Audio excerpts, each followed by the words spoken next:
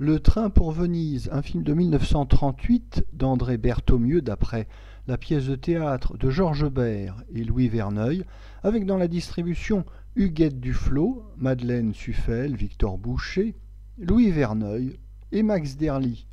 Le sujet.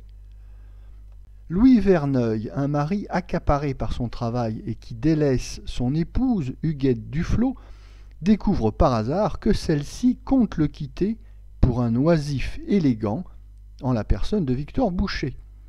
Louis Verneuil pénètre dans l'intimité de son rival et manœuvre si bien que ce dernier finit par négliger la jeune femme qui, furieuse, rompt leur relation.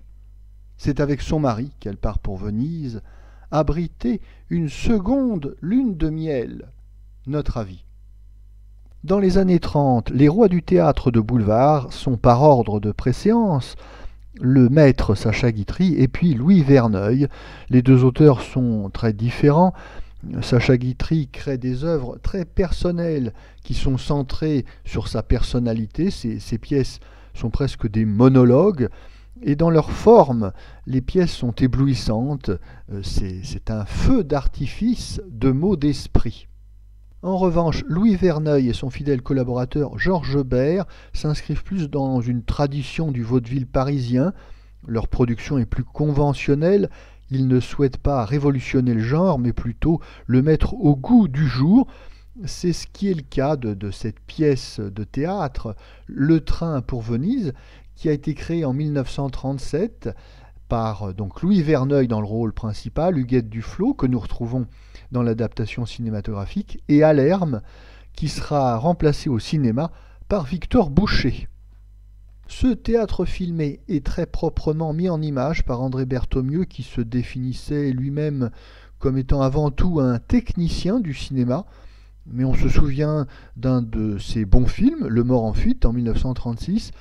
Alors ici, il va agrémenter les scènes de pur théâtre par des petites cartes postales filmées de la Côte d'Azur pour essayer d'animer et d'aérer un petit peu le récit, car les pièces de théâtre sont toujours un petit peu en huis clos. Alors ici, nous avons droit à la Riviera française, des hôtels prestigieux, le Negresco, la réserve de Beaulieu, etc., etc.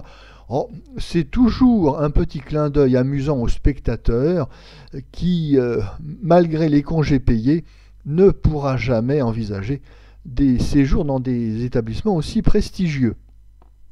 La pièce de théâtre, fluide et bien écrite, est sans conteste un spectacle agréable et amusant à regarder, et notamment parce que Louis Verneuil pimente un petit peu l'intrigue en jouant sur une certaine ambiguïté entre le mari et l'amant, puisque le mari détournera l'amant de sa femme en simulant une amitié et une admiration qu'il aurait pour lui.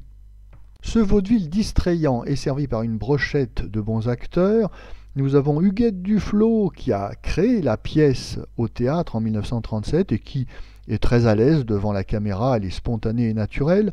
Nous avons l'excellent Max Derly, acteur chevronné qui connaît toutes les ficelles du vaudeville. Et puis nous avons l'auteur en personne, Louis Verneuil, qui interprète le rôle principal. C'est d'ailleurs l'une des rares apparitions de Louis Verneuil à l'écran, car il a l'intelligence de faire jouer ses pièces et les rôles principaux par d'autres que lui, car aussi bien en tant qu'auteur qu'en tant qu'acteur, la comparaison avec Sacha Guitry ne joue pas en sa faveur.